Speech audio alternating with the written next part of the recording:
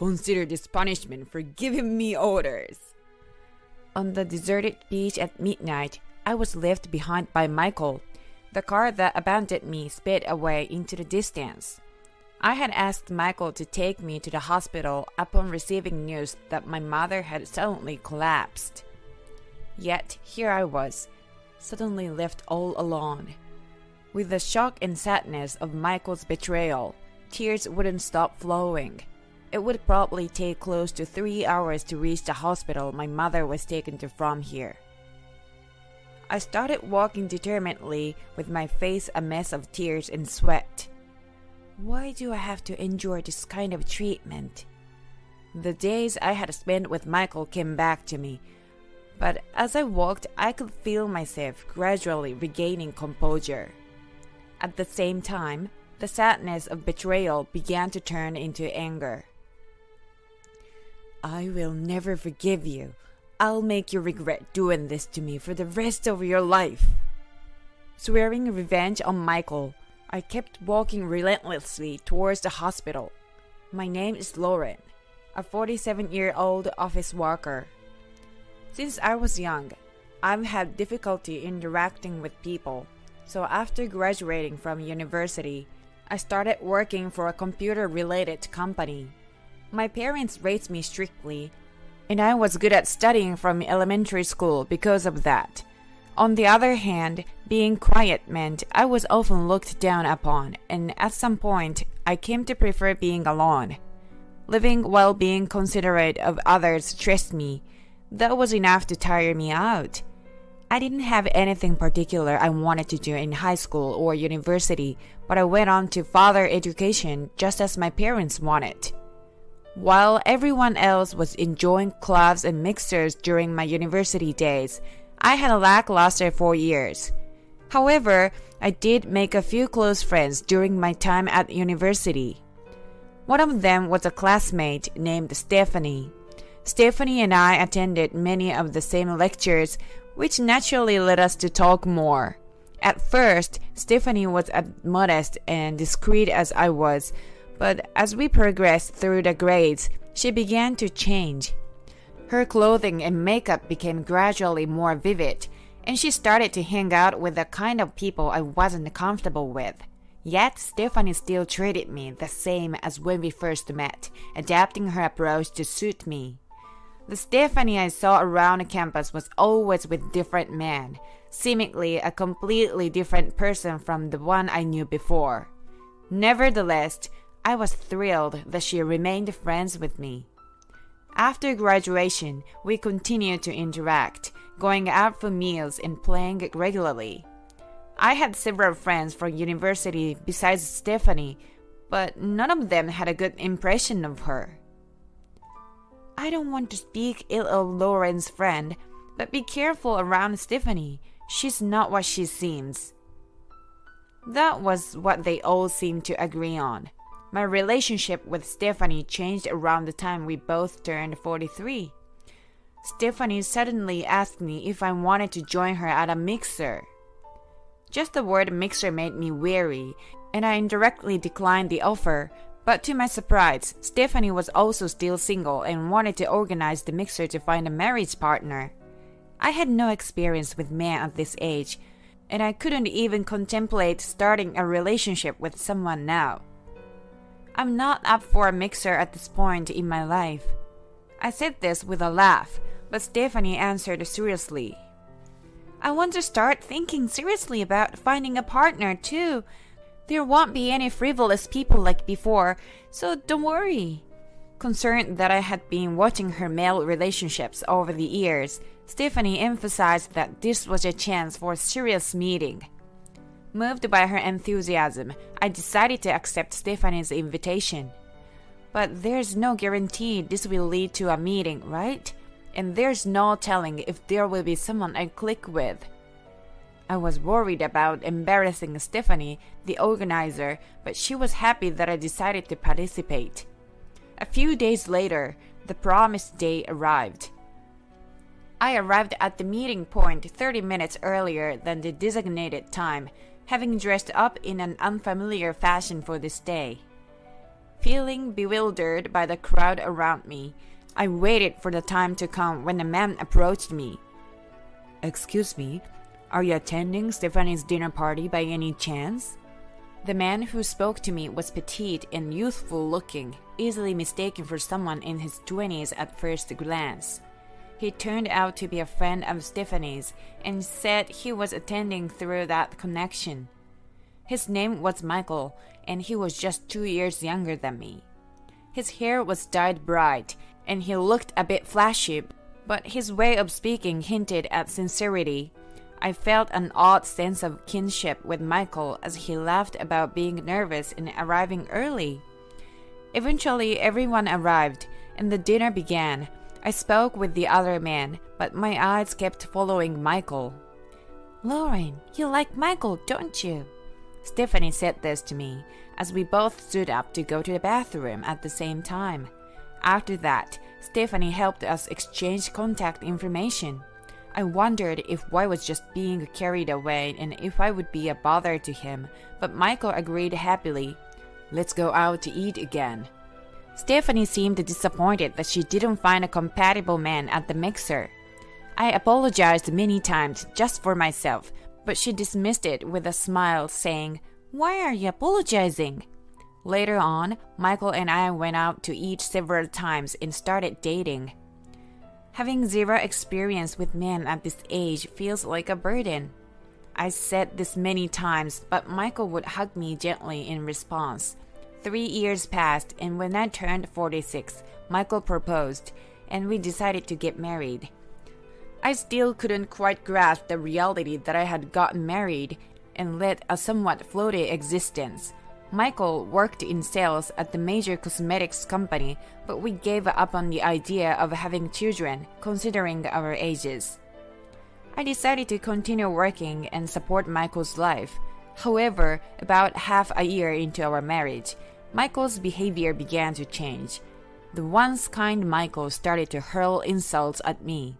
"You're so damn noisy. Why do I have to be considerate of you all the time?" Michael kicked the trash can and chair around the room in anger, but after a while, he calmed down and began apologizing while crying. He would mention, among other things, how busy he was at work and how stressed he was due to pressure. I listened to Michael's troubles and stayed by his side until he calmed down. I felt bad consulting Stephanie, who had helped us get together, so I kept the escalating problems with Michael to myself. Taking advantage of my silent kindness, Michael's behavior got progressively worse. He rarely came straight home after work, often returning late at night. When I worriedly asked for a reason, he would only lash out, saying, "You are so damn annoying." I wondered if all men were like this. Lacking in relationship experience, I questioned Michael's behavior but felt helpless about what to do. Amidst this, a friend from my university days came to visit my home.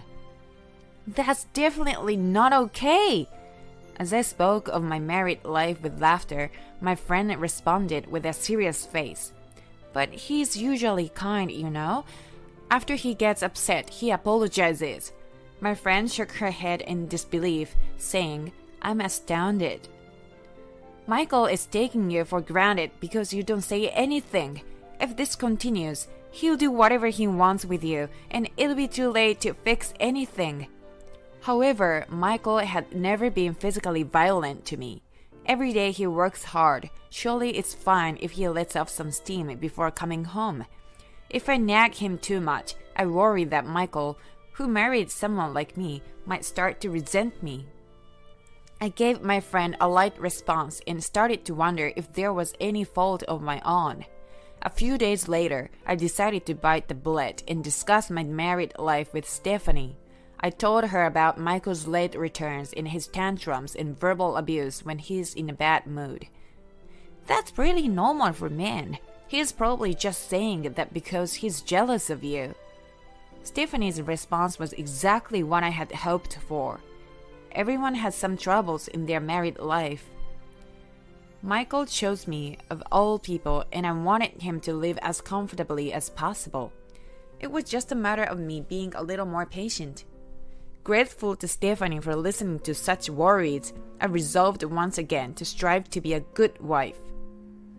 Life with Michael remained the same, but following Stephanie's advice, I played the role of a good wife with even greater patience than before. It happened late one Saturday night. Both Michael and I had the day off that day, and Michael had been out gambling since morning, returning home the past evening. As usual, he seemed to have lost quite a bit, and I could tell he was in a bad mood the moment he opened the door. Trying not to provoke him, I focused all my nerves on not doing anything that might irritate him as I interacted with Michael. Despite my efforts, Michael still shouted at me for things like dinner being late or the bath being too lukewarm, and he went to sleep late at night after venting his anger. Once the raucous Michael quieted down, I could finally relax as well. Being careful not to make any noise that might wake Michael, I started to watch the drama I had been looking forward to, streaming it online. However, I must have been exhausted. Before I knew it, I had fallen asleep on the sofa. The next thing I knew, I was jolted awake by my smartphone, set to silent mode, buzzing violently on the desk. Oh no! If Michael had woken up before me, I would be scolded again. In a panic, I grabbed the smartphone from the desk to check the screen. It was just past 1 in the morning. It wasn't the alarm that was vibrating my phone, but a call. My head was still groggy from sleep, but the name displayed on the screen instantly woke me up. Dad? The word father displayed on the screen sent a flutter through my chest. A call at this hour of the night surely meant something was wrong. I answered the phone, convinced it was terrible news. Is that you, Lauren? Your mother collapsed when she got up to go to the bathroom earlier, and I called an ambulance. We are at the hospital now, getting her checked out. My father's voice over the phone was clearly agitated, losing its usual calmness. Anyway, I need you to come to the hospital as soon as possible. Panicking, I asked for the location of the hospital and hung up the phone. I hurried to get ready, and when I reached the front door, I realized I cannot drive a car. With the time being what it was, there was no public transportation available. Considering it was an emergency situation with his mother-in-law, surely Michael would be willing to drive me if I woke him up. I rushed into the bedroom where Michael was sleeping and shook his body. Michael! Michael! At my call, Michael grumbled unhappily. So noisy. I told the grumpily writhing Michael, who kept his eyes closed, that my mother had collapsed. Hurry up and get the car out! Losing patience with Michael, who kept squirming in bed no matter how much time passed, I raised my voice. Then, with a light click of his tongue, Michael finally threw off the comforter and got up. Yeah, okay. Still in his sweat, Michael grabbed the car keys and walked briskly towards the car, leaving me behind. I'm really sorry for this time of night.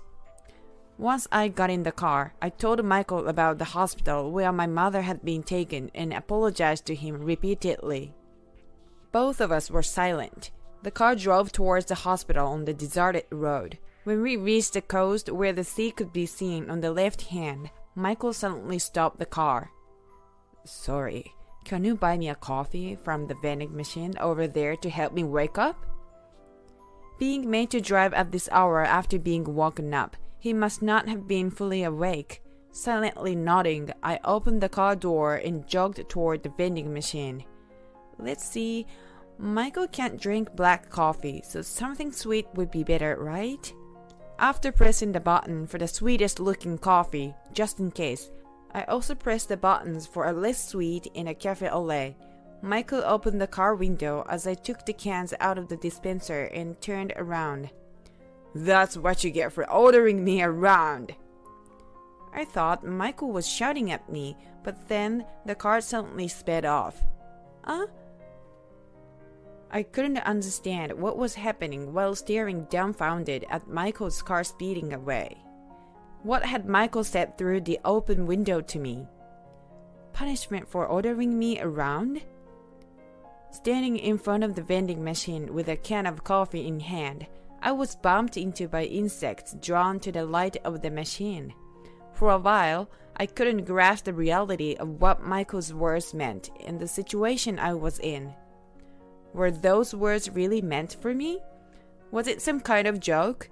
But then, recalling the emergency with my mother, I almost unconsciously started walking along the coastline. Blown by the lukewarm sea breeze, I just kept walking along the deserted coastline. Walking helped my panicked mind gradually regain calmness. Michael had left me behind. He lied about wanting coffee just to get me out of the car. He had left me here on purpose, with full malice. I have loved Michael and believed in him since I met him, but doesn't he love me? That can't be right. After shouting at me, he usually apologizes kindly, and he's always nagging about things for my sake.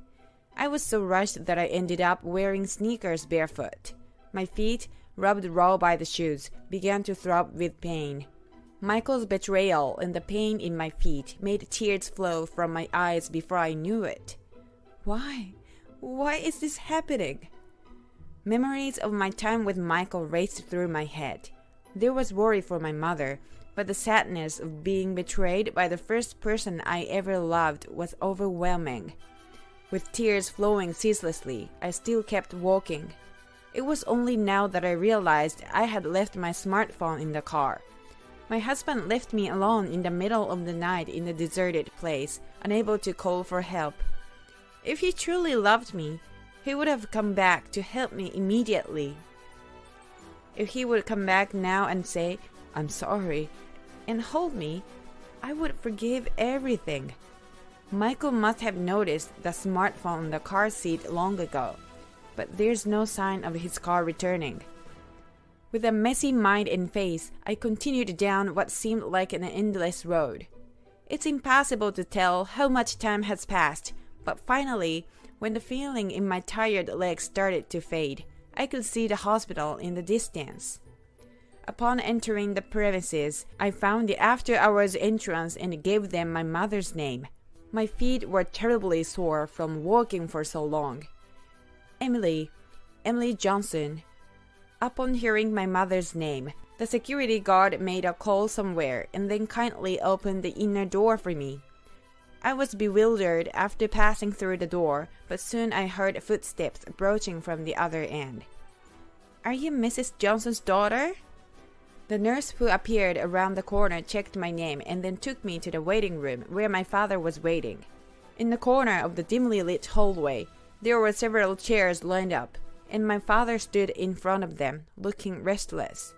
"Lauren, what on earth have you been doing until now?" Upon seeing me, my father was shocked to see me sweating and dragging my feet. Seeing my father, I sighed deeply and collapsed onto a chair. Then, as calmly as possible, I explained to my father what had just happened in the order it occurred. "What is he thinking?"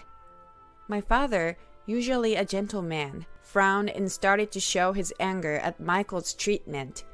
It had taken roughly 3 hours for me to get from our home to the hospital. The anger and disappointment towards Michael were great, but I was more worried about my mother's condition.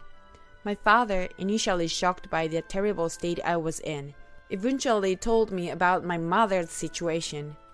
Fortunately, my mother had regained consciousness about an hour before I arrived at the hospital, and she was now resting in the intensive care unit.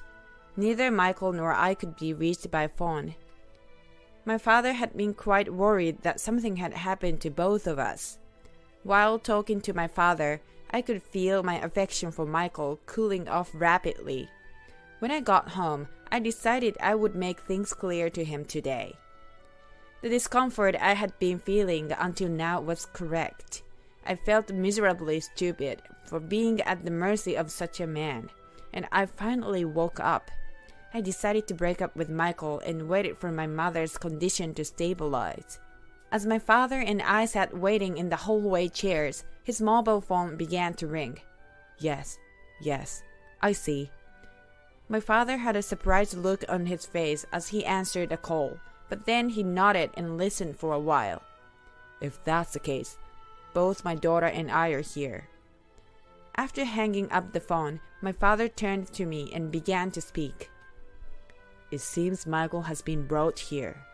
I let out an involuntary noise and stared into my father's eyes. The call was from the hospital, informing that soon after I arrived, Michael had been urgently transported here. It appeared that after leaving me behind, Michael had brought liquor and returned home. He had gotten drunk, caused a stir, fallen down the stairs, and was found by the paramedics in a bloodied state. Before I could even begin to worry about Michael, I was just astounded. He had left his wife alone in the middle of nowhere at night, and this was the result. Knowing that his mother-in-law had been taken to the hospital, he calmly had a drinking spree. I felt pathetic and embarrassed to have lived with such a man. I heard that Michael had been treated and taken to a hospital room. I imagined that as soon as he saw me, he would start ranting. "It's all your fault." Even though I used to love him so much, now all I can think about are his unpleasant traits. It's embarrassing to be thought of as that man's wife by the hospital staff. With heavy steps, I went to the reception desk, asked for Michael's room, and then visited it alone. Michael was lying in the bed, his head and body wrapped in bandages. When he saw me enter the room, anger flashed in his eyes and he opened his mouth to speak. Despite his miserable state, it was clear he was trying to use me as an outlet for his stress. "Where the hell have you been? I'm in this state because of you. It all started with you." "Let's break up." Before Michael could finish his complaints, I cut him off with those words. "What?"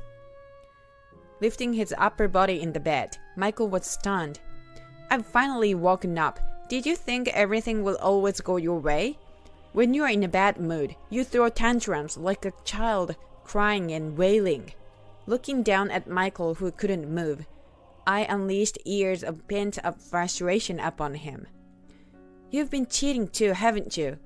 I'm ashamed to have married such a pitiful man. Truly ashamed." As I raised my voice, a clear look of fear appeared in Michael's eyes. "Michael!" Suddenly, a woman burst into the hospital room. When I turned around, it was Stephanie standing there. Stephanie! In that moment, I understood everything. Stephanie and Michael had been having an affair. Thinking back, when I discussed various things with Stephanie, she said, "Men are like that," trying to force me to agree. I couldn't help but laugh. Stephanie's eyes widened in shock, and she frantically started to repeat, No, it's not like that." "Stephanie, don't you realize you've been fooled by such a pathetic man? You really are pitiful." I glared at them both and started walking toward the entrance of the room. "Goodbye, but don't think this is the end of it." I stopped and turned back with a smile, adding those words.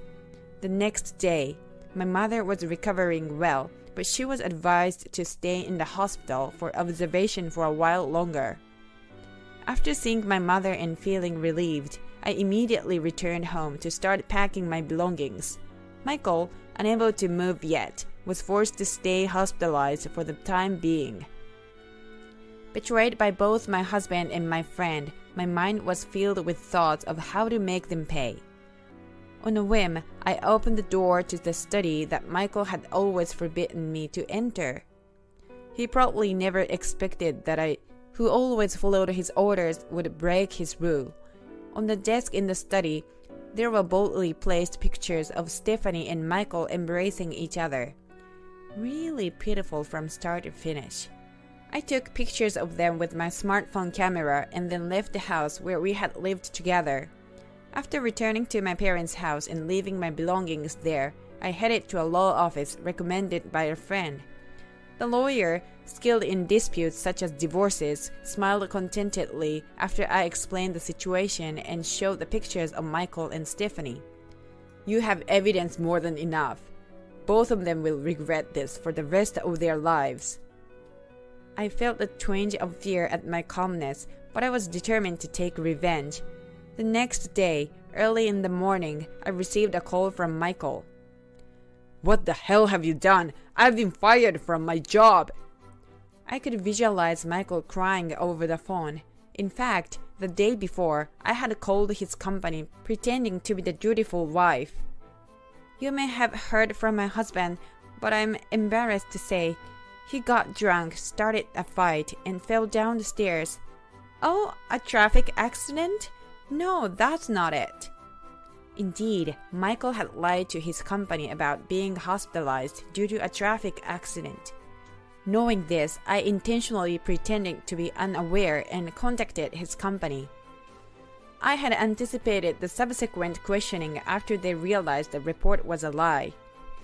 I explained the situation in detail, including how I had been abandoned in the middle of the night and about the affair. As I had aimed, Michael, who was the face of sales at his company, was fired. The company must have thought it was only a matter of time before a man immersed in wrongdoing would harm them. To add insult to injury, a claim for compensation was made against Michael. Stephanie received the same message, and both were now obliged to pay a substantial sum in damages. When told that the pictures left unguarded had become evidence, Stephanie turned her anger on Michael, blaming him continuously. They were two people blinded by desire, but in the end, that was the extent of their relationship. Their attempts to shift the blame onto each other solved nothing. They broke up amidst arguments and lost everything. Michael lost not only his jobs but also had to sell his home. Rumors about Stephanie's misdeeds quickly spread, and she apparently lost her job as well. She called me several times, crying and asking for forgiveness, but naturally, I could not accept it. They would have to spend a lifetime reflecting on the cost of betraying someone. After the divorce from Michael was finalized, I was single again. My life felt like a lie for several years, and the quiet routine of my earlier days returned. Having received substantial compensation from both of them, I took some time off to care for my mother. Indeed, some people might consider going on a healing journey or a trip to mend a broken heart after going through such tumultuous events. But as you reflect on the whirlwind of the past few weeks while resettling in your family home, it seems you are finding solace in the quiet contemplation and the return to everyday life. Mother, having recovered well enough to return home, appears to carry a sense of guilt over the events that led to my divorce. I wonder if all this happened because of me. With a laugh, I quickly dismissed her concerns. No, it was a wake-up call. I'm embarrassed that I ever married such a guy. Still, as mothers often do, she worries about me, repeatedly asking if there is someone suitable out there for me. Friends who've learned of my situation offer comfort but also scold me, perhaps out of protective concern. They repeat that they had warned me about Stephanie multiple times, yet there is a sense of relief on their faces now that I'm out of that situation. This time, you just happen to get tangled up with the wrong guy. You'll find someone good in your own time. While the thought of new love might be too much to contemplate at the moment, I wonder if there will come a day when I'll fall in love with someone else. Having felt for a long time that love is not the only source of happiness, my feelings are understandably mixed. Yet now, I have an unexpected financial buffer that allows me to laugh in the face of adversity, a far cry from the days of walking on eggshells around Michael. Compared to those days, I feel happier now. I plan to indulge in my parents' kindness for a while, living life as I please, and I'm open to the possibility that when I'm tired of being alone, a new and meaningful encounter might just be around the corner. This ordeal has shown me a side of myself that I didn't know existed, the courage to face challenges head-on and overcome them. Yeah, I can do anything now. And with that resolve, I'm ready to take the following steps into my new life. I chose Emma's favorite chocolate cake for the cake. You like chocolate, didn't you? Mom, if you eat that, you'll die. Catherine quickly swapped my cake with Kevin's. I hesitated and then took a bite of the cake. Catherine started eating her cake too. Kevin was bragging about how he had reserved this cake a month in advance and how the crushed nuts on top were delicious. Suddenly, he began to choke. Kevin's face rapidly turned red. He struggled to breathe, started to froth at the mouth, shivered, and then collapsed onto the floor. My name is Emma. I am 36 years old and work at a food inspection company. I live with my husband, Kevin, who is 2 years older than me, and our 7-year-old daughter, Catherine. I met Kevin at university. We both started working and began dating a little while after that. We got married 2 years later. The next year, our daughter Catherine was born. Catherine was slow to develop. She began walking at 2. We were very worried and consulted various doctors, but nothing seemed wrong. Every hospital said, individuals vary. Let's wait and see. At first, Kevin was very concerned. However, as Catherine neither talked nor walked, he grew distant from her. My mother-in-law, Kay, had also decided that Catherine had a disability, so she disliked and wouldn't even hold her. Only my father-in-law was affectionate with Catherine. He often said she was unique and lovely, and that always made me happy. Before our marriage, Kevin was very kind. But due to issues with Catherine, he was always in a bad mood at home. If something didn't please him, he'd bang on the table, stomp on the floor, or just make loud noises. Every time he did that, I would tense up and shrink back. Kevin's behavior at home stressed me out to the point where I had menstrual irregularities, leading to menopause, and I became unable to have more children. At that moment, I covered myself with the futon and cried uncontrollably. After that, Kevin became more aggressive towards me, constantly complaining about how I cleaned, seasoned our food, and even how I folded the laundry. Every time he complained, he'd bang the table hard or set the teacup down roughly. The loud noises made me flinch, and all I could do was apologize. However, Catherine would just watch Kevin's behavior with a puzzled look and never seemed scared or cried. Kevin would look at her as if she was something eerie. Catherine didn't speak, but she learned letters quickly and was always reading books.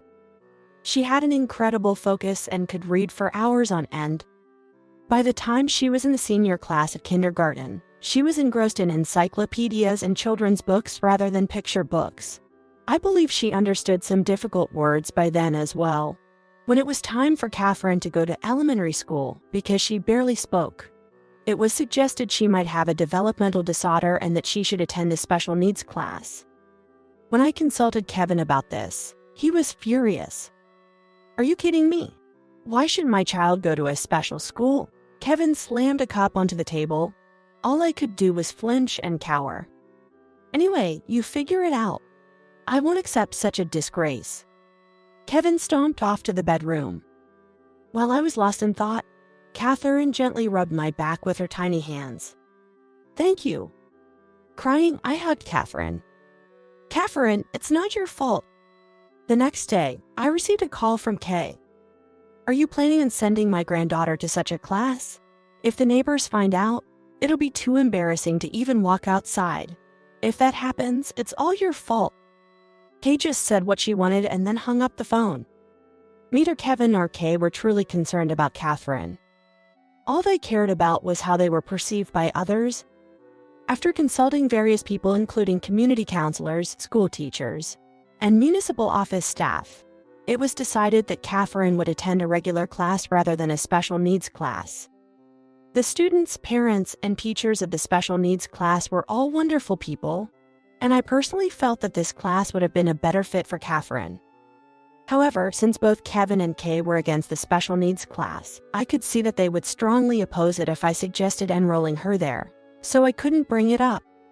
When Catherine started elementary school and I had some free time, the company where I had been working as a temp offered me a full-time position. The job was fun and rewarding. Compared to the suffocating atmosphere at home, I cherished the feeling of being needed and relied upon at work. I decided to discuss this with Kevin. As expected, Kevin was hesitant. "My current company has offered me a full-time position. I really want to work there as a regular employee." Kevin crossed his arms in a condescending manner. Make sure you keep up with the housework or even do better than now. But I'll need you to help out a bit too. Kevin glared and banged the table. Housework is a wife's job, right? You're mistaken if you think I should help. After pondering for a bit, Kevin grinned. Fine, I'll ask my mother. She can take care of the house. I was taken aback. Could I bear having Kay, who we barely got along with, coming to our home? In the end, Kevin gave Kay a spare key, and she began coming to our home almost every other day. Whenever Kay came over, it was a constant barrage of snide remarks. You haven't cleaned at all, have you? Poor Kevin having to live like this. How were you raised to clean like this? Since Kay started visiting, I've been even more meticulous with my chores. Yet, she still nitpicks and complains about everything I do. For several weeks, I endured the bullying, but finally, I couldn't take it anymore and told Kay that I would take care of the house properly, so she didn't need to come over. Reluctantly, Kay agreed and stopped coming. However, just as I felt a sigh of relief, Kevin began to frequent his parents' house more often. Kevin always loved his family home, and his visits there increased. After some time, when Catherine was in her second year, my father-in-law, who had always been so energetic, suddenly passed away. He was the only one who was truly kind to Catherine. At the funeral, what struck me as odd was seeing Kevin and Kay occasionally exchanging glances and laughing. Weren't they sad? Certainly, I had no impression that Kay was close with my father-in-law, but to see a mourner laugh during the funeral seemed out of place. With his passing, Catherine lost the only person who was truly on her side. I was filled with anxiety. Despite juggling household chores, childcare, and work, I fell sick from exhaustion. I called Kevin, who was always at his parents' home, to ask if he could prepare the meals, but he flatly refused. Even when my mom was sick, she never asked my dad to do anything. I don't want to catch anything from you. I'll stay at my parents' house for a while. With that, Kevin hung up. He didn't come home for an entire week. As my health improved and work got busier, I was offered a promotion to section chief. I was delighted, but the responsibilities felt heavy considering the state of my home life. I consulted with Kevin, but as expected, he insisted I should properly manage the housework. Moreover, he glanced at me with a mocking look. Can you even handle a section chief position? Title-wise, that's the same as me, right? Kevin left the table abruptly and headed to the bedroom. The next day, Kay came to our house. Kevin mentioned it. He said the house is a mess because you're not putting in enough effort into housework. Kay hurriedly entered our house and began checking everything. How the windows were wiped, how the laundry was folded, the water stains in the bathroom. She made me redo all of these. Whenever Kay visited and started complaining to me, Catherine began speaking to Kay. Catherine approached Kay with a serious face. Grandma, what do you think are the 4 main elements of happiness? What are happy hormones? Taken aback by Catherine's rapid-fire questions, Kay looked utterly bewildered. It's probably been a while since Kay heard Catherine's voice. You can speak normally, can't you? Answer my previous question. Kay, possibly not understanding the question, tilted her head in confusion. Oxytocin, serotonin, dopamine, endorphin? Increasingly perplexed, Kay looked at me with an anxious expression. They're neurotransmitters mainly secreted from the pituitary gland in the brain. Lately, Catherine has been reading a lot of medical books. Kay, while being taken aback, listened to Catherine's explanation. Catherine continued to passionately talk about the relationship between neurotransmitters and diseases and substances related to sleep. Overwhelmed by Catherine's focus, a worn-out Kay eventually went home. Thankfully, I was spared from her nagging that day. On my birthday, Kevin, returning from a business trip, bought a birthday cake. It was the first time he had ever bought something for me since our marriage. While he would give Kay souvenirs from every trip and brand-name scarves, wallets, or bags for her birthdays, he had never bought anything for Catherine or me. I was surprised, wondering what prompted Kevin's act. While I was in shock, Kevin showed me the cake box. Thank you for everything. I love you. I'll put this in the fridge. Let's eat it later. I got goosebumps from Kevin's uncharacteristically sweet tone. Catherine, seemingly displeased with something, took a mineral water from the fridge, glanced at the cake, and went to her room. Since Catherine stayed in her room, the two of us went ahead with the meal. Throughout dinner, Kevin kept smiling at me, throwing out overly sweet words that felt insincere. "I'm sorry for always leaving the household chores to you. I'll start helping out more from now on." "Thanks." Kevin's words made me uncomfortable, but I didn't want to spoil his mood, so I just nodded along. After the meal, as I began clearing the dishes, Kevin took out the cake box from the fridge. When I tried to prepare a plate and knife, he motioned for me to sit down. "It's okay, I'll handle it." Kevin served the cake on plates and brought them to the table. Honestly, I felt uneasy about Kevin's behavior. "I got your favorite, a chocolate cake. You like chocolate, right?" I couldn't bear being alone with him any longer, so I decided to call Catherine. "I'm going to call Catherine. Please wait for a moment." I hurried to Catherine's room. She seemed to be researching something on an old computer that I no longer used. "Mom, you shouldn't eat that cake." "What? Why? Just trust me right now." Catherine looked at me with an intensely desperate expression, one I had never seen before. Anyway, I decided to trust Catherine. Catherine then took my hand and led me back to the living room. "So, shall we eat? Hey, we don't have forks." Normally, I'd immediately go to the kitchen, but Catherine was gripping my clothes tightly, preventing me from moving. "Oops, I forgot it. I'll get it now." Kevin cheerfully got up from the table. Just then, Catherine whispered to me, "Mom, if you eat that, you'll die." Quickly, Catherine swapped my cake with Kevin's. Kevin, holding a fork, returned and started eating the cake in front of him. "It's delicious, Gemma. A famous pastry chef made this cake." I cautiously took a bite of the cake. Catherine started eating her cake as well. As Kevin proudly talked about reserving the cake a month in advance and how the crushed nuts on top were delicious, he suddenly began to choke. Kevin's face turned bright red, his breathing labored, foam came out of his mouth, he started shaking, and then collapsed on the floor. It looked like an anaphylactic shock from an allergy. Both Kevin and I have a buckwheat allergy, but what we were eating was cake. It shouldn't contain any buckwheat. Confused and frozen in place, Catherine spoke to me in a calm voice. "Mom, call an ambulance." Catherine handed me her phone. Snapping back to reality, I called for an ambulance. Catherine turned Kevin on his side and asked me to hit his back hard. Following her instructions, I hit his back, and Kevin spat out the cake he had eaten. He seemed to breathe a bit easier. Kevin appeared to be in a daze, muttering, "Buckwheat, buckwheat." Even in the ambulance, he kept muttering. Hearing this, a paramedic asked me to stay by his side. I did as told and sat next to Kevin. At the hospital, after receiving treatment, Kevin's life was saved. He was advised to stay in the hospital for a few days for observation. I wondered how Catherine knew something life-threatening would happen. With this thought in mind, I completed the hospital admission procedures and went home. As soon as I got home, Catherine showed me a candy wrapper she pulled from the trash. Dad threw this away in the kitchen trash. It was a wrapper for cookies made with buckwheat flour. Catherine continued explaining. The cake box Dad bought had a seal that was half peeled off. Catherine said when she checked the kitchen trash, she found a candy wrapper she'd never seen before. She looked it up online and discovered it contained buckwheat flour. She then warned me, "Even now, I can't believe the crushed nuts on the cake were from crushed buckwheat cookies." I remembered Catherine's words, "Mom, if you eat that, you'll die," and shivered. If Catherine hadn't acted quickly, I would have been the one eating that cake now.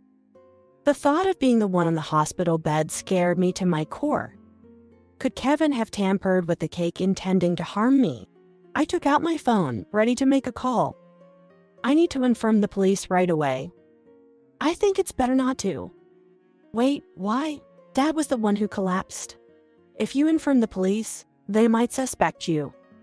Catherine's words made everything go dark before my eyes. Indeed, what Catherine said made sense. Informing the police might result in me becoming a prime suspect. A feeling of despair overcame me. "Don't worry, Mom. I'll handle it."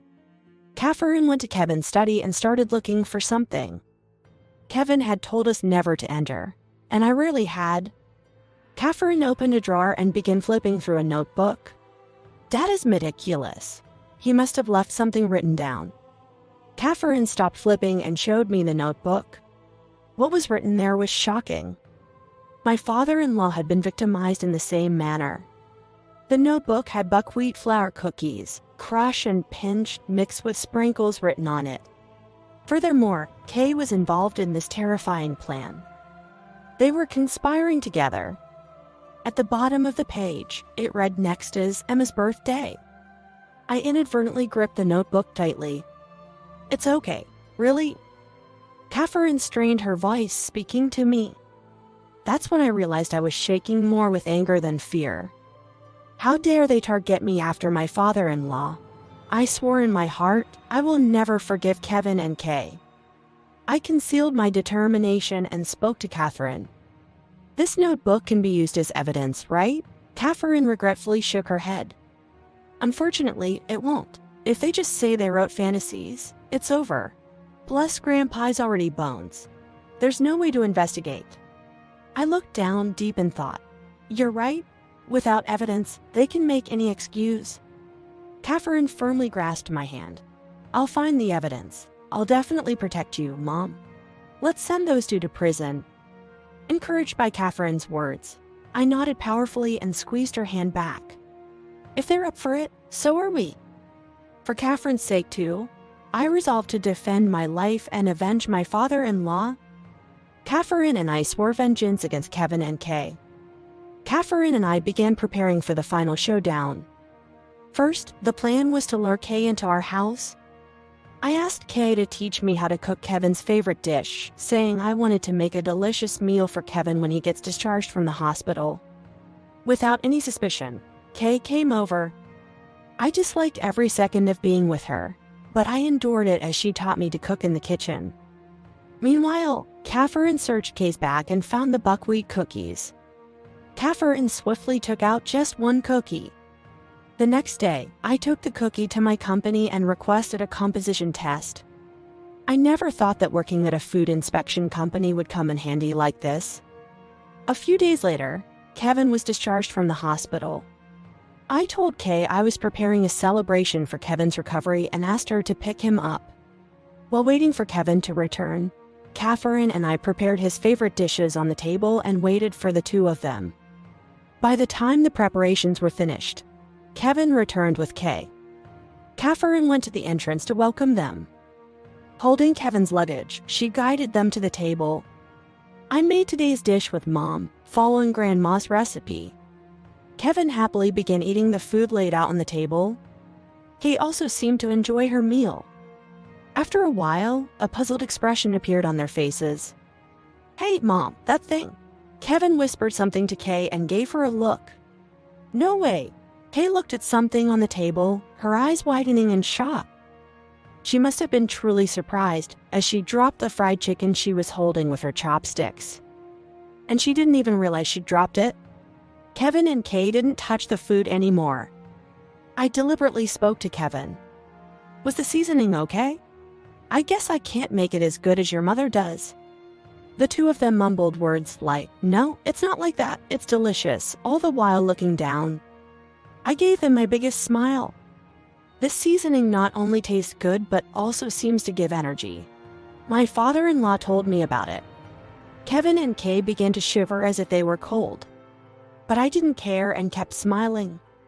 Catherine sprinkled this seasoning over their rice. Catherine reached out for the seasoning. "Stop it. Don't put something so suspicious into it." Kevin, with a terrifying expression, swatted away Catherine's hand. "Why are you so scared? I just want you and your mom to live longer." I flashed my brightest smile. "Enough, just stop it," Kay shouted with her ears covered. "Why? You wanted me to stay healthy too, didn't you? You sprinkled it on my cake.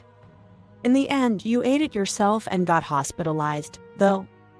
I presented the two, who looked taken aback, with some documents. I had our company's inspector check this substance. The ingredient on the cake matched the one from those buckwheat cookies. Kevin and Kay exchanged glances when faced with the evidence. What are you talking about? I have no idea about that. The substance from the buckwheat cookies your mom had and the one you threw in our trash, they're from the same product. Do you think it's okay to just go through other people's belongings? And that cookie was a souvenir from a friend's trip. I calmly placed a copy of Kevin's notebook on the table. Then, can you explain why it says here, ordered the cookies online? The notebook had details like the manufacturer's name, product name, shipping date, and price. Kevin and Kay were turning their faces red and then blue. There's also a note here that says if given in a very small amount, it won't be detected if induced to vomit. I stared sternly at Kay. This is related to the cause of my father-in-law's death, isn't it? Kevin, his shoulders slumped, began to speak. My father was an obstacle. Maybe he didn't like how close my mother and I were. He would always interfere in everything, and it was annoying. Exactly. He constantly lectured Kevin and me, saying you two are weird and this isn't a normal parent-child relationship. I couldn't stand it. I mixed the buckwheat cookies into the seasoning and made him eat it. The father-in-law was merely concerned about the unusual relationship between a mother-obsessed son and an over-attached mother. Perhaps Kevin and Kay resented him for it. Their reasons are too self-centered. I felt immensely sorry for my father-in-law, who had lost his life trying to create a healthier family environment. Since it worked with my father-in-law, you tried to use the same method on me, right? That's right. You have the same buckwheat allergy as me and my father. You were also in the way. I was more than angry. I was dumbfounded. What you've done is a crime. I'll report to the police now and submit the evidence. Suddenly, Kevin stood up, snatched the copy from the table, crumpled it, and forcibly swallowed it. Kay, Catherine, and I stared at him in surprise. There, now the evidence is gone. The police will think this is just some delusion from my wife, Emma. Kevin looked down at me and Catherine with a triumphant face. Dad, that was just a copy. The original is in a different location. Catherine said it calmly. Then, she placed a voice recorder on the table. You can't escape now with this evidence. Catherine had rigged an IC recorder under the table and had been recording from the beginning. It's over now. Kevin collapsed weakly into his chair. It was almost over. Just a little more and the nuisance would have been gone. Kay, unable to contain her anger, slapped the table with both hands. You two really thought this plan would work, huh? Catherine said with a look of disbelief. No matter what the plan was, I'd always protect Mom. I took out my smartphone. I'm calling the police. Please admit your guilt and make amends. It's the least you can do for my father-in-law. As I tried to operate my smartphone, Kevin and Kay began to prostrate themselves on the ground. Please, we're sorry. Spare us from the police. We truly are. Yes, we're so sorry. Please forgive us. Kevin and Kay were rubbing their heads on the floor. Catherine suddenly began to explain the method of the crime. Dad is an over-attached mama's boy, right? So a perfect crime is impossible. First of all, you leave too much evidence. If it were me, I would. I hurriedly covered Catherine's mouth. Catherine, please use your knowledge correctly. I looked into Catherine's eyes. She looked back at me properly. Okay, I understand. I won't get involved with such people anymore. Also, I have something to report to Mom later. I hugged Catherine tightly. Okay, I understand. From now on, let's live peacefully together. When the police were taking Kevin and Kay away, the two were crying and screaming, and the police had a hard time. Copies of the notebook, voice recorder recordings, and the purchase history of buckwheat cookies found on Kevin's computer served as evidence, resulting in a guilty verdict, including the matter with the father-in-law. After the arrest, by the time Kevin was indicted, my divorce from him was successfully finalized. I received $660 as compensation from both Kevin and Kay. Kay used the proceeds from the sale of her family home to make the payment. Although Kevin had no income to pay child support, the money from the sale of his house was allocated for it. This meant that Kevin and Kay had no place to return to once they were released. With a portion of the compensation, I built a grave for my father-in-law. I wanted to properly mourn for him. After the verdict for Kevin and Kay was announced, Catherine and I reported the incident in front of my father-in-law's grave. I'm sure my father-in-law would be pleased in heaven. After the incident, Catherine showed me a piece of paper. This is the report I mentioned earlier. It was the result of an IQ test. I was surprised and had to take a second look. It says 135 here. My intelligence quotient is 135. I was astonished. I believe a score above 130 is referred to as gifted. I'm sorry I took the test without telling you, Mom. I also used your credit card without permission. I was once again surprised that Catherine could do such a thing. Afterwards, Catherine transferred to a school that accepts gifted children. Though Catherine still struggles with communication and doesn't speak to anyone, she likes the environment where no one minds and she can study what she's interested in as much as she wants. She's happily attending. Living with Catherine has been enjoyable, and my work is fulfilling, making my life feel enriched. Thanks to the vibrancy in my daily life and my improved complexion, people often tell me I look younger. Since we started living together, Catherine frequently gives me hugs. When you do this, a lot of the happiness hormone oxytocin gets released. I still don't quite understand where oxytocin comes from, but it certainly makes me feel happy. And fortunately, my menstrual cycle has returned. Is it thanks to the happiness hormone, as Catherine says? I hope to keep living with Catherine, never losing our smiles.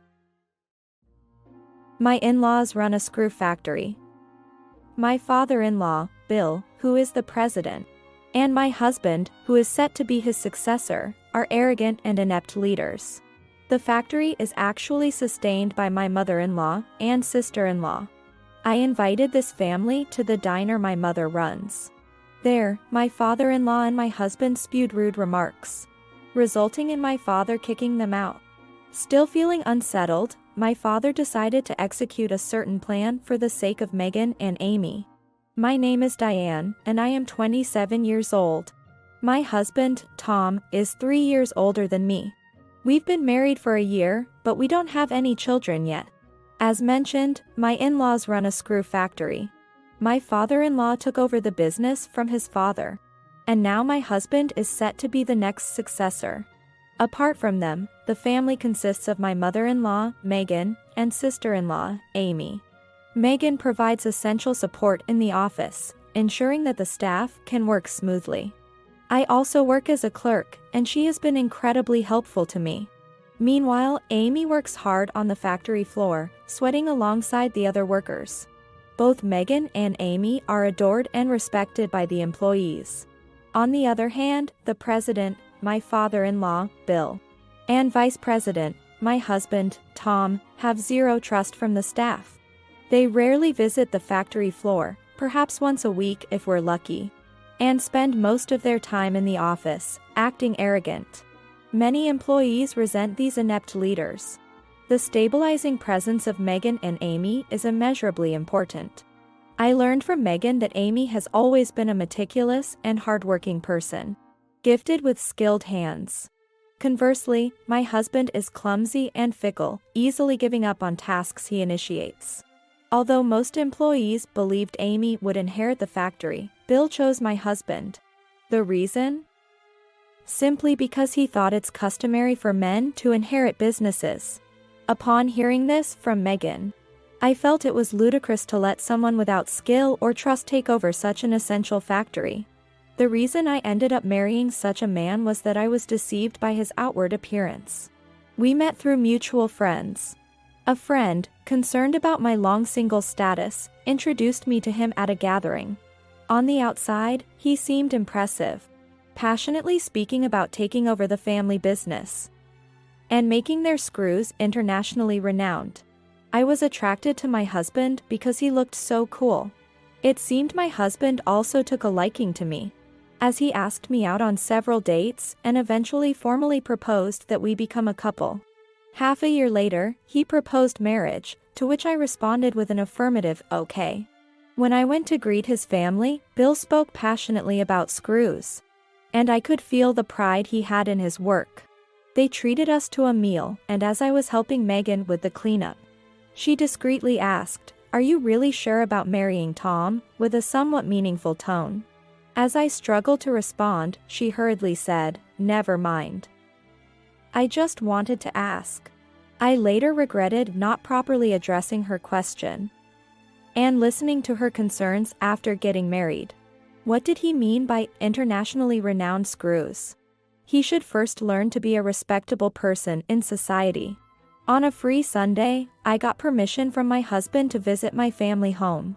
My family home primarily operates a diner, managed mainly by my mother. My father also helps out during busy hours. On Sundays, the diner only serves lunch, so I timed my visit after their lunch service had ended. My sneaky plan was to get treated to a meal there. No matter when I eat it, my mother's cooking is always delicious. And I often find myself going for seconds, which I usually don't do. After finishing the meal, my mother asked, "How have you been lately?" "Busy." I decided to answer her honestly. "Well, my job isn't that busy, but Megan and Amy seem to be having a tough time. I've been thinking it'd be nice if I could cheer them up somehow." Then her mother suggests, "Why not invite them here? I'll go the extra mile and cook lots of delicious dishes." "That might be a good idea. Your cooking has a healing effect. And I think it would be great for the two of them who are tired. If Diane is okay with it, would you also invite Tom and Bill?" "Why?" "I think it'd be better if it's just the ladies. I want to see just how clueless they are." "I also want to see how they treat you." "Really?" "It seems like they might say something rude. We have our own ways to handle it, don't worry." "All right, I'll invite them." And so, my mother decided to invite my in-laws to her restaurant. First, I talked about this to Megan and Amy. "Megan, Amy, my mom wants to invite you both to our family restaurant for dinner. Would that be possible? It's a kind offer, but won't we be interrupting their business?" "It's fine. They're closed on Sunday nights. So if you could adjust your schedule, it should work out." "Really? In that case, maybe we'll take you up on the offer, right, Amy?" "Yes, I've been wanting to try your mother's cooking. Isn't it a famous diner in the neighborhood?" "Well, not really famous. But I can vouch for the taste of the food." Having successfully invited Megan and Amy, I next wanted to discuss inviting my father-in-law and my husband as well. My mother said she'd love for Bill and Tom to come too. "Do you think those two will agree easily?" Amy seemed concerned. "I'm worried about that too." However, Megan optimistically said, "If you tell them they can eat delicious food for free, they might just agree." "You think? Those two love food and are weak to the word of free. I'm sure they'll agree." Feeling reassured by Megan's words, I decided to talk to Bill and Tom that night. "Bill, Tom, I have a favor to ask." "What is it?" "Why so formal? I'd like both of you to come to my parents' home." "Isn't that where your mom runs a diner?" "Yes. When I went home the other day, my mom said she'd love to invite everyone. Would you like to come?" "What do you think, Dad?" "Sounds troublesome." He didn't seem keen, but as Megan had predicted, he changed his tune when I persisted. "On Sunday night, just for us, my mom said she'll cook special dishes. Of course, it's on us. Please come and enjoy the meal." Upon hearing this, Bill's attitude began to change. "Isn't that diner quite famous? If you're inviting us so earnestly, maybe we should go." "Yeah, Dad. We're being invited, after all." True to Megan's prediction, the word free made Bill and Tom change their minds. Though they acted nonchalantly, saying, "We'll go," I could sense that they really wanted to go. As expected, Megan, having been married for many years, it seems she knows exactly how to handle her husband. And so, I successfully invited my in-laws to my mother's restaurant. The following Sunday evening, I returned to my childhood home with them. My mother was quietly cooking in the back of the kitchen, and my father greeted us. Thank you for coming all the way here today to accommodate my wife's wishes. The meal will be ready shortly, so please wait a moment. As my father returned to the kitchen after the greeting, my mother stopped her cooking to greet us. It's been a while, hasn't it? Since the wedding of the two of you? It's good to see everyone looking well. Then, Megan spoke on behalf of everyone. Thank you for inviting us today. We've wanted to dine here for some time, but the timing never seemed right. Everyone was looking forward to today. My mother, apparently pleased with Megan's words, returned to the kitchen to cook the meal. As soon as she disappeared from view, Bill muttered, "This restaurant and its owner both look old and dirty." I heard his words, and my husband joined in the mocking. "You're right, Dad. I didn't notice at the wedding, but isn't Diane's mother too old? If I knew the restaurant was this rundown and dirty, I might not have come. Yes, eating in such a filthy place might make us sick." Their insulting remarks grew louder, and finally, my mother, who was about to serve the food, overheard them. She placed the dishes heavily on the table. Soon after, my father brought out more dishes. Sensing that they had been overheard, my father-in-law and my husband became restless. "I don't want the likes of you to taste my beloved wife's cooking. Please leave immediately." "How rude. You invite us and then tell us to leave? The rudeness is on your side. Don't think you can insult my wife and get away with it." With that, my father grabbed Bill and Tom by the arm and dragged them out of the restaurant. Closing the door with a sharp sound, he turned to us with a smile as if nothing had happened. "Now, let's eat while the food is still warm." Everyone was stunned by the sudden turn of events.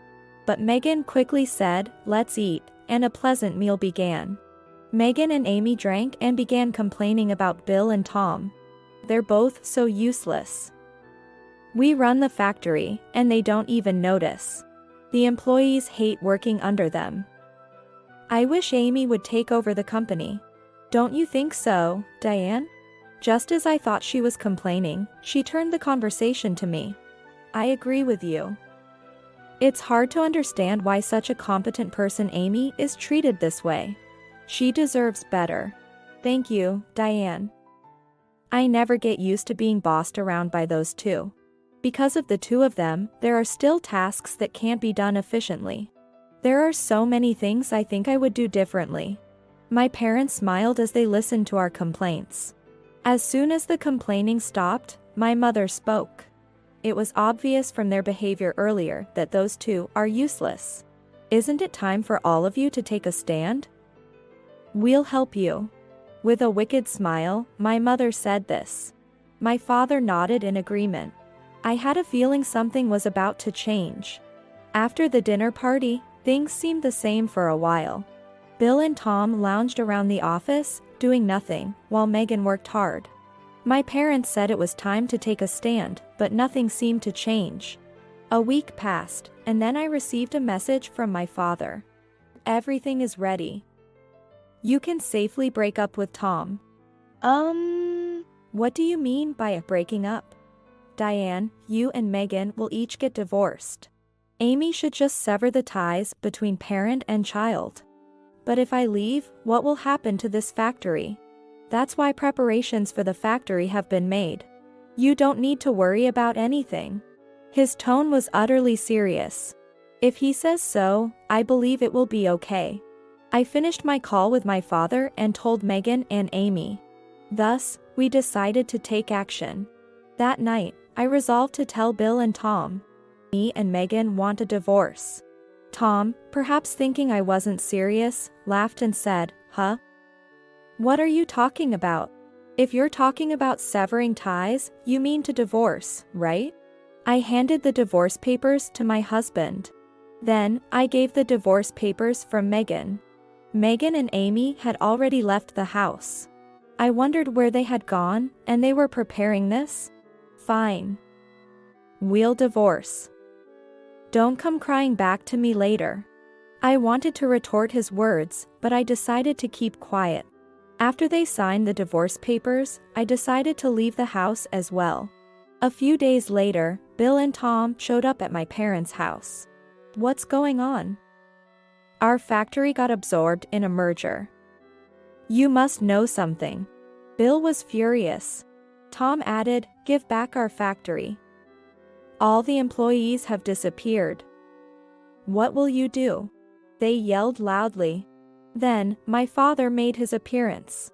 Do you two know nothing about my workplace? What do we need to know? You're just the owner of this rundown diner, right? With a laugh, my father said, this is who I am, and presented a business card. The president of the major metal processing company. Yes. Our company had a weak point, and it was screws. I heard that the business owner and his successor were incompetent. But thanks to the craftsman and Amy, the product quality was excellent. So, we decided to bring it under our company's umbrella. Bill and Tom were stunned. At that point, my father added further to the situation. Now that we've absorbed it, we want to overhaul the management. In simple terms, we'd like the current president and his successor to resign. And we'll bring in a new president. Bill seemed to come back to his senses. It's my factory. You can't just make me resign. Sadly, we don't have the luxury to employ ineffective personnel. We employ skilled and competent people. It's just common sense. Who can do better than us? That's right. Bill and Tom still didn't seem to realize their incompetence. They also hadn't noticed that Megan and Amy were quite skilled. So, my father announced the new president. The new president will be Amy. Wah. Their voices overlapped perfectly. Why Amy? A woman can't possibly handle being a president. However, all the employees have said that if you two remain in charge, they will quit. Without the craftsmen, how do you intend to continue the screw factory? Bill and Tom were left speechless. I really wanted to have a smooth business partnership. But you two ridiculed my wife and this diner, didn't you? Making fun of what my wife has been working so hard for is unforgivable. People who can only look down on others have no foundation for managing a company. The real reason my father was angry was because they made fun of my mother. Moreover, after listening to the grievances of Megan and Amy, he came up with this idea. With Amy becoming the president and Megan supporting her, the employees would return. It turns out the employees were really fond of them. As for the two pitiful men, stripped of their positions as president and successor, they received a small severance pay and were forced out of the screw factory. The two tried to use that severance to start a new business, and chose gambling as the means to multiply it. Even though they'd never engaged in gambling before, they invested all their severance money. Needless to say, they lost it all. Their severance vanished into thin air. Now, both of them are working as temporary staff, but the two, with their remaining high pride, are isolated and don't fit in at their workplaces. On the other hand, with Amy becoming the president, all the employees returned. From now on, they won't just be making existing screws. They are also focusing on developing new screws that can be used in my father's company. Megan is very enthusiastic about it. As for me, I started working at my father's company. I thought it would be good to work there to understand the situation at Amy and Megan's screw factory. Well, on the personal side, I still get along with Megan and Amy, and we regularly have girls' gatherings at my mother's diner. My father also wants to join us, but my mother won't let him. So, he watches us from afar. That's how things have been for us lately. I want to cherish this relationship in the future.